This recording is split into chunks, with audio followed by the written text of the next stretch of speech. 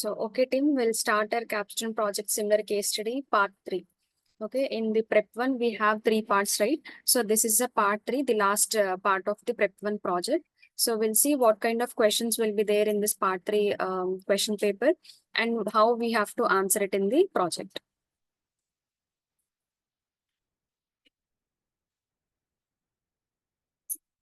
So, first, we'll see the guidelines of the session. So I request all the participants to message your doubts in the chat box only. I'll answer all the questions of yours once the session will be completed. Okay, and this session will be recorded and will be updated in the COEPD YouTube channel after 12 p.m. Today after 12 p.m. you can see this recording in the YouTube channel. Okay, so when we talk about the case study, the same case study will be there for all the 3 parts. So here we are going to build an application. We are going to build an online application which is related to e-commerce website. So with all the stakeholders who will be involving, we'll be talking with the team and we'll be building an application here. Okay, in the part 1 and part 2, we talk about the use case diagrams and what is a risk analysis, what is a stakeholder analysis, the documents, what we have to prepare, and the SDLC methodologies. All these points we have already discussed in the part 1 and 2. And in this part 3, we have some more questions to discuss. So we'll see how to deal with it. So in this, in the part 2, we already discussed about the business requirement, what is business requirement and all. So in this part 3, we have to write the functional requirements also. So in the part 3 question paper, the first question will be like, you have to write 20 functional requirements. Okay, so first of all, what is this functional requirement? So the functional requirement define the specific behavior or a function or operations of a system. Okay, they will describe what the system should do, outlining the necessary task, actions, or activities it must perform to achieve its objectives. Okay, so the business requirements is nothing but it is a high level requirement. So it will define the high level objective and the goals that the organization should achieve within the project. So, and the functional requirements is nothing but it will specify the detailed functionality or a behavior of the system. Okay, the difference between the business requirement and the functional requirement is like, in the business requirement, the high level objective and the goal should be achieved. And in the functional requirement, it will specify how this detailed functionality and the behavior of the system. Okay, how this functions will be operating in the system, that here we have to write it. So it will basically describe what the system should do to fulfill the requirements actually. Okay, so the main focus of the functional requirement is like how and what of the system's operations. Okay, in the business requirements, the people who will be gathering the requirements is like the stakeholders, including the business owners, executives, and the project sponsors.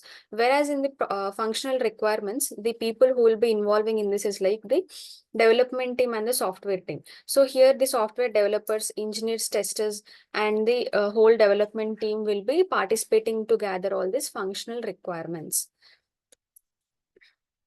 Okay. For example, if I can give you an example, is like for a business requirement. So we have to write all the business requirement. Like first of all, we have to give the login functionality and then the search product and then the payment part. For all this, we have to give a directly. We are doing a functions, which is like the task we are operating, like the features we have to give it. Whereas in the functional requirements here, we have to write like the system should allow what the users has to create, how they can be read, how they will be updating, and how they can delete the customer records. So these all things will be happening in the backend. So that also we have to write. So in the answer, whenever in the evaluation, you have to answer it. There you can give like, first of all, you can write a requirement ID, which is functional requirement 001, and then the requirement name, you can take one, first is a user registration. Okay, and the use, and then the requirement description is like what he has to make here. So user should be able to register within the application. So how this registration process is happening in the backwards, that is nothing but the functional requirement. So all the points we have to write it here, how we can update the records, how we can delete the records. So the actual behavior of the functional requirements, we have to write it. Okay, you can just write 20 functional requirements based on this application, and then you can complete this answer.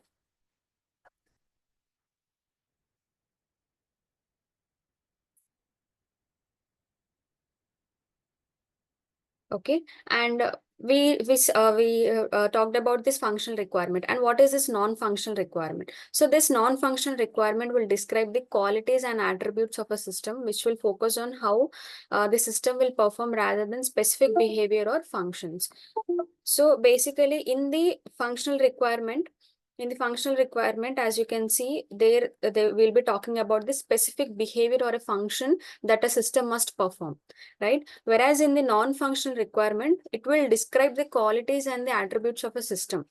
Okay, it will focus on how the system will perform rather than the specific behavior. So that is nothing but the non-functional requirement. For example, if again take some requirements, it's like the usability. So the usability should be like the application with whatever I'm using should be user friendly first, and then the performance. Whenever I will open this application, so it must load within 3 seconds. Okay, and then the security purpose, it must have the secure user authentication. Whatever the details I'll be filling in to this application, it should be very secure.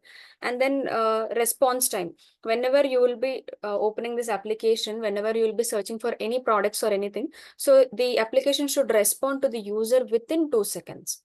Okay, so these all will talk about the qualities and the attributes of the system.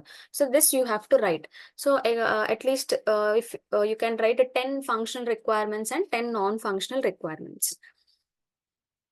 Okay, so in this way, you can just think about this application. In this application, what all will be the functional requirements and what all will be the non-functional requirements. You can give and you can come up with some examples in the evaluations, and then your answer will be good to go. And then next question will be like you have to prepare 5 wireframes. Okay, so we have the tools like MS Visio, Balsamiq, and Azure, right? So in the MS Visio, it is nothing but it is a diagramming and vector graphics application used to create diagrams, flowcharts, and other visual representations of a complex information. So with MS Visio, in part 2, we learned about how to draw use case diagram and how to draw the activity diagram, right? So in this, in the part 3, we have to make a wireframes. So this wireframes you can make it with Balsamiq or Azure. Okay, so make a difference of these 3 tools, team. So you have to write, as you will be using these 3 tools in the Capstone 1 project, right? So you can write 50 words on these tools which you are aware of in this project. So first of all, you can write about the MS Visio. So in MS Visio, we'll be drawing a use case diagram and the activity diagram. That thing you can write it in 50 words. And then Balsamiq. With the help of Balsamiq, we'll be drawing this. It is a wireframing tool which is used to create mockups and prototypes for a user interfaces. Okay. And then Azure. Azure is more advanced prototyping tool used to create high fidelity interactive wireframes and prototypes for web and mobile applications. Okay, so what is the difference between these wireframes, mockups, and prototypes? So the wireframes, first of all, when we talk about the wireframes is nothing but it is a basic skeletal outline of a design. Okay, so without getting into the visual details, it will just focus on the layout and the functionality. Is nothing but a wireframe. Whereas the mockups is like mockups are more detailed. Okay, mockups are more detailed visual representation of a design with the color, typography, and other visual elements to give a realistic impression of the product. So in the mockups, in this, you will be getting a realistic impression, like how this application should behave. So all these things with color, all the website, whatever the screens and pages you will be making here, so it will give a realistic impression. With mockups, you can draw in it way. And whereas the prototypes is more interactive representation of a design, and here it will allows the user to interact with the interface and they can experience its functionality. Okay, so prototypes is nothing but it is a interactive representation of a design which allows to interact with the interface and you can experience its functionality. So the difference between, in the evaluation, the mentors can ask you the difference between the wireframes, mockups, and prototypes. Then you can tell this basic simple example. Okay, so the wireframes are basic skeletal outline of a design. Mockups are more detailed visual representation with color and all. And prototypes is it will allow the user to interact with the interface and experience its functionality. This is the difference between these 3 both. Okay. So here in this question, prepare 5 wireframes. In the sense, here you can draw with the help of Azure or Balsamic 5 different screens you have to make. Okay, 5 different wireframes you have to make. First of all, you can make a login page, and then you can go with the search products, and then the payment part, and how you will be getting a notification, and how you can log in. You can give one registration, one login, one search products, one payment, and one notification part. 5 pages you have to make with the help of Azure and Balsamic. Okay. And next question is about RTM. So what is this RTM? So it is a document to track the requirements throughout the project life cycle. So it will ensure that all the requirements are met and no requirements have been missed. So whenever you will be gathering the requirement, right? So to write the status of the task, for a specific task, you have to write the status of it. So there you can write, like, first of all, you can give a requirement ID, requirement name, requirement description, design, code, unit testing, component testing, system testing, SIT, UAT. So these all things you can mention it in the document. In the same way you can mention. Okay, so you can write all the requirements, whatever you have gathered, and you have to give the status of the task, like whether if it is completed or incompleted, or if it is in progress, that thing you have to write here. Okay, so whether if the project, whenever you are working on the project, so this RTM you have to prepare. So BAs will be preparing this RTM. So you have to make sure that no requirement has been missed and everything you have covered in this project. Okay, make a table of it, a team, and then you can write the status of the task, whether if it is completed, incompleted, or in progress. Okay, and next, the fifth question is about the test case documents. Okay, what is this test case? A test case is a detailed outline used by testers to ensure that a software application or a system is working as expected. Okay, this is very, very important. The test case document, whatever we'll be doing it in the project. So that thing also we have to prepare. Okay, so this the test case, whatever we'll be doing, we do have one template for it. So as you can see my screen, so that is a actual template of the test case document. Okay, so here you have to mention all the things, like first of all, you have to give the test case ID, project manager ID, test strategy ID, test plan ID, test schedule ID, scenario. You have to you have to take one scenario, like for example, if you are doing a registration part, in the sense user registration, you can give it in a scenario, and you can give one example, like how what is this user registration. You can describe you can describe about the feature. You can example is nothing but a description. Okay, so for a user registration, the user should be able to register into the platform successfully. That is the description of this scenario, and you can link to that page. And then the input data, what all the input data you are giving here. So that thing you have to make it expected behavior, actual behavior, and comments, result, pass or fail. Okay, and then test case name you have to give, project name, project manager name, tester ID, tester name, and date of the test. So this is the actual template of the test case document, and you must follow this template only. Okay, so for example, if you can see the see the example related to this case study is like, if you are searching for a product, so the input data, whatever you are giving is like, set one is like the skirt for 2-year-old pink color, and it should be cotton, and it should be with floral prints. Okay, this is the input data. So here, instead of writing so many sets, you can write one set, and you can go with the second test case document. Second test case document, in that you can mention all these sets. Okay, 10 different test case documents you have to prepare. Okay, and what will be the expected behavior? So whenever you will be searching for a particular product in the application, you will be getting so many products in the downwards, right? So you can select as per your choice, and then you can make a payment. So what will be the actual behavior when the testing team will be testing this application? So they will be checking the expected behavior, actual behavior, and the comments. So they'll be writing all these things there. So it is a detailed description of the test that is to be performed on a software application.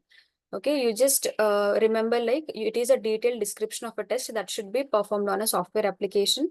And it is like a guidebook for the testers. Okay, whatever the test case document you will be giving to the testing team, it will be a guidebook. So once you will be preparing this test case document, please ensure that you have I mean, you have mentioned all the points in the test case documents, and then they can execute this application successfully. Okay. So before the software is will be released, whenever you will be preparing and giving it to the testing team. So before the software will be released, they will identify if any defects or any issues or any bugs related to this feature, particular feature is there. They will be just testing it. Okay. So this is all about the test case documents. Whereas next one is like draw DB schema and entity relationship diagram. So DB schema. So DB schema is a blueprint that will outline the structure of a database, including its tables, fields, relationships, constraints, and other characteristics. Okay. And then an entity relationship ERD diagram is a visual representation of the relationships between entities in a database. It will depict the entities such as tables, attributes, properties, or fields and relationships between them. So I'll show one basic diagram of DB schema. You'll be getting a clarity. So this is a diagram of the DB schema. So here, whatever the it is a blueprint like how this structure of a database, including its tables, whatever the fields you will be giving in the table, so that it will be checking it. So like for example, if I can take the product category. In the product category, I'll be having this ID. First of all, you'll be having name, description, created, at modified, and deleted. So all these things you'll be having. So it will be linking up to the, so the product category will be linking to the product only. And the product inventory will be linking to the product. So these all things will be interlinked with each other, right? So this is how you have to make it for a user also. If you are doing a registration part, so the registration part you will be using for the user only. So the user first of all will be making a registration part, so they will be linking it to the registration form, and then the login. So these two will comes under the same criteria. And then if you are making a payment, so there you'll be having different modes of payment. So all the modes whatever you are making in that, okay, all the modes of payment whatever you'll be making, so in that you'll be having the order ID, or how much amount you are going to pay, and the provider name and the status, whether it is pass or fail, like if it is the transaction is successful or not, that you will be having. So these all details will be going to the payment details category only. So you just have to show the actual link ups, like how this data will be there in the backend.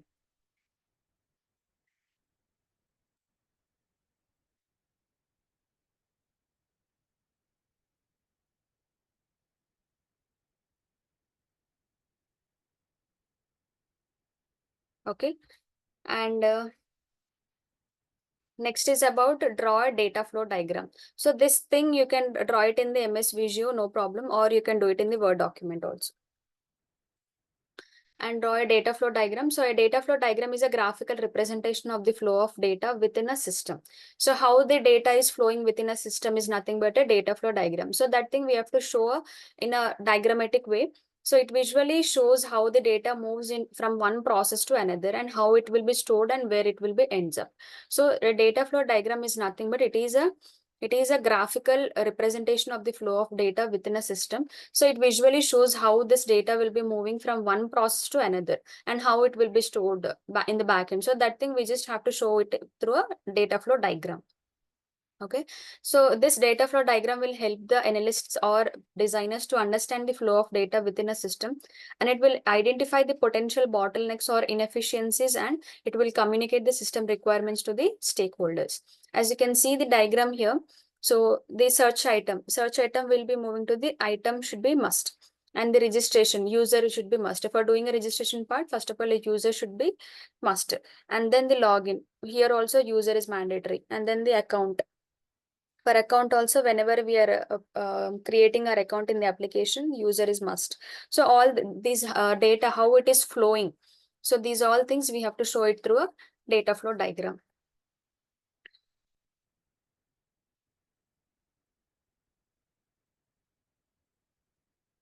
Okay, and how should a BA, next question is about how should a BA will handle the change request.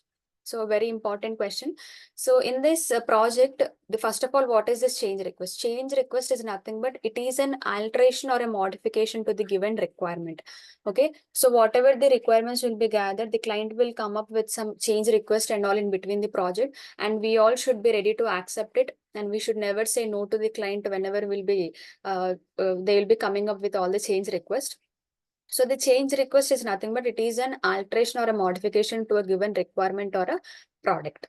So how we have to, once a change request has been arrived to you, in the sense how you have to handle the change request, that is very important.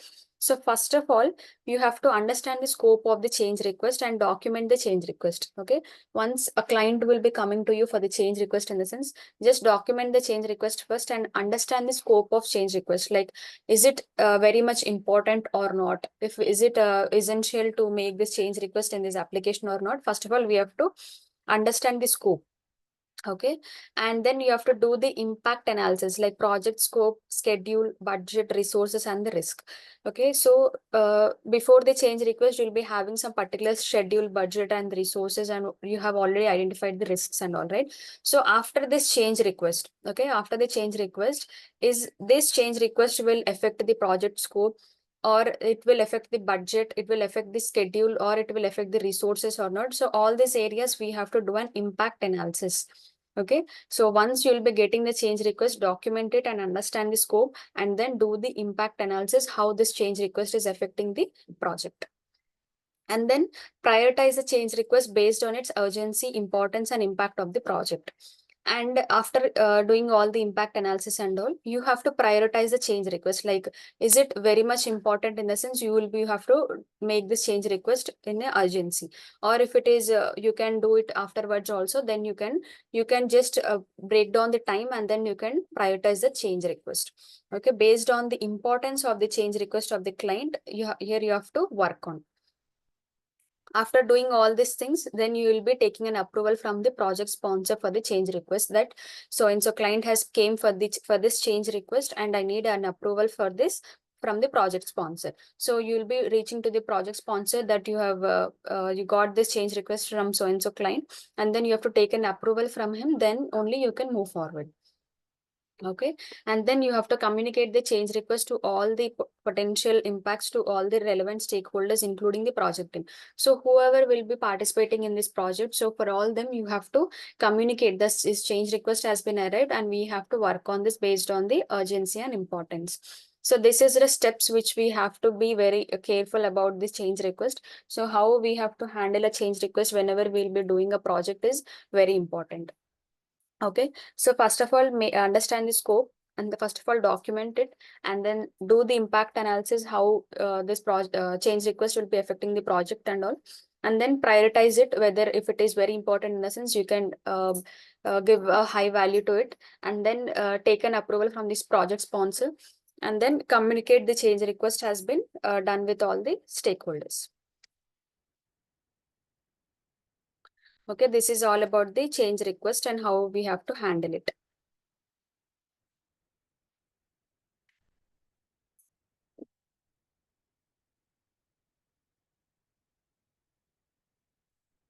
And once you have completed all the change request in the sense, then you can close the change request documentation, and then you can integrate it into the project.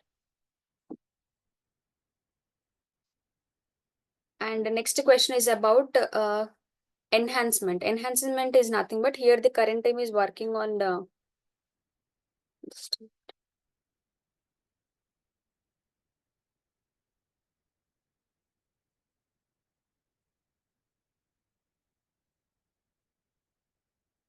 So here the current team is working on selling the clothes and accessories through this application. So here the designers can add their new design in this application. So however, currently the client has asked to add some more features like auction and holiday gateway giveaways. And then as a BA, when you come across such request, what should you do? Is this a change request or an enhancement? Okay, so first of all, what is this enhancement? Enhancement is nothing but adding more value to the application, or without disturbing the existing functionalities. Here you are adding more value, is nothing but an enhancement. Whereas change request is nothing but it is a alteration or a modification to the given requirement. Whereas enhancement is like here you are giving more value uh, by adding a value and improving its existing functionalities. Is nothing but a enhancement. So as per the question, we can consider it as enhancement only. So in this case, we are adding more value, like we are adding auction and holiday giveaways to the application. So which will be considered as an enhancement, as it will involves adding new features to the system. So adding more value is nothing but an enhancement, right? So here you can consider it as enhancement only. And as a business analyst, you should document the requirements and work with the development team to determine the feasibility and impact of the new features. And you should also consider the potential benefits, risks, and costs associated with the enhancement before making any recommendations to the client. Okay, so if the all the features has been there, if the change request has been there for the existing functionalities in the sense, then you can take it as a change request only. Whereas for enhancement, if you are adding more value or if you are giving more features, add-on features is there in the sense, then you can consider it as enhancement. Okay. And next question is about how many manners are required for this project. Come up with a number and justify your analysis. So here, how many manners is required for a project? So the manners are the required effort of the resources to complete a project. So we have three type of projects, like small projects will take up to 500 hours, medium projects will take up to 1000 hours, and large projects will take up to 1500 hours. So here you'll be doing an analysis, like as per the case study, the duration of the project is 80 months and the current team size is around 15. So this will come under the medium project only. Okay, so we have all the trained resources are available, so no trainers will be required for this project. And as the structure of this project is available, new and enhanced infrastructure is not required, right?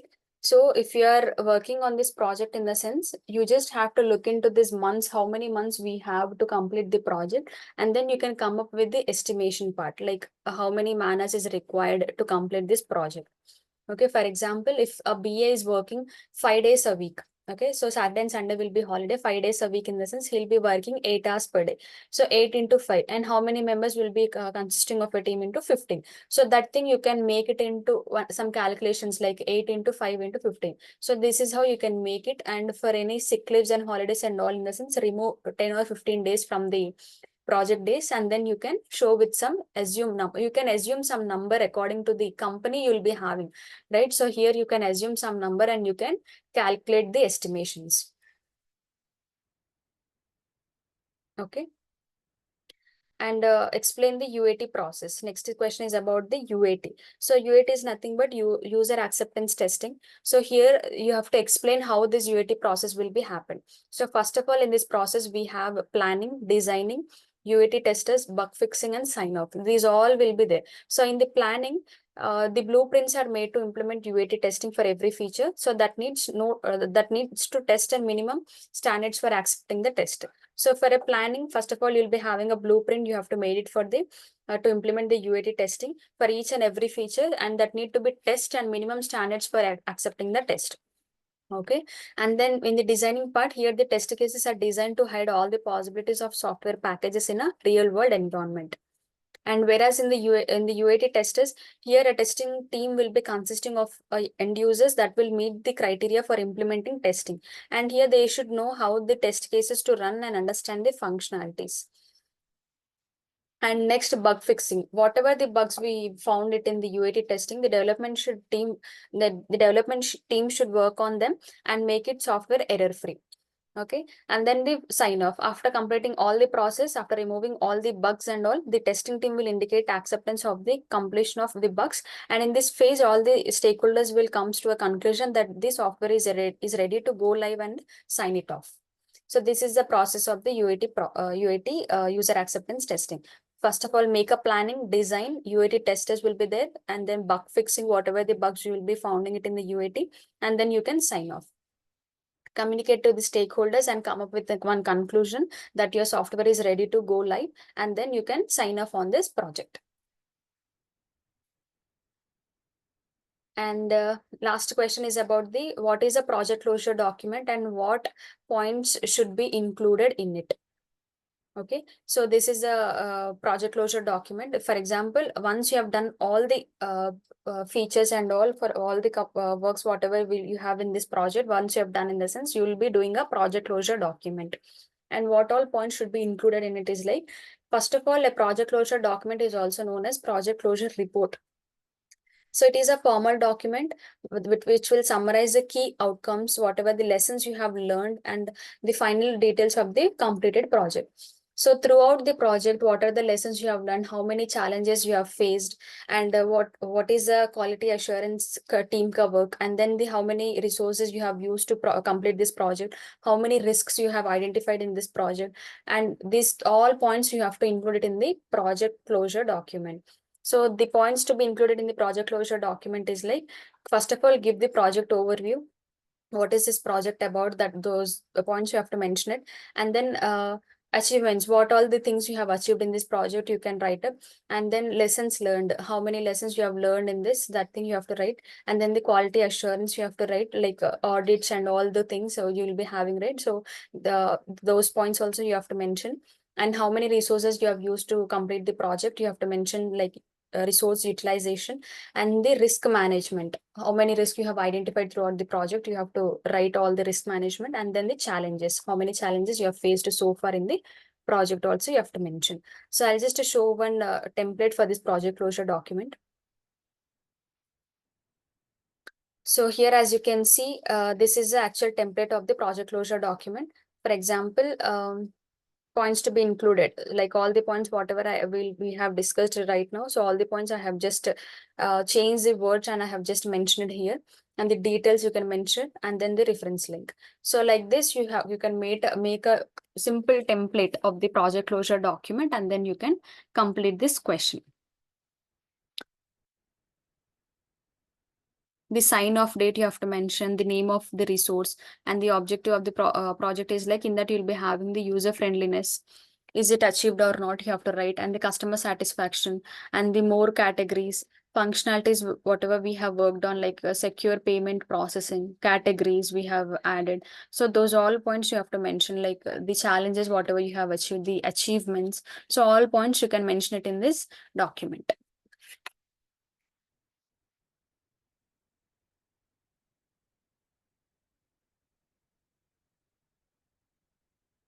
So this is all about the prep 1 part 3 team.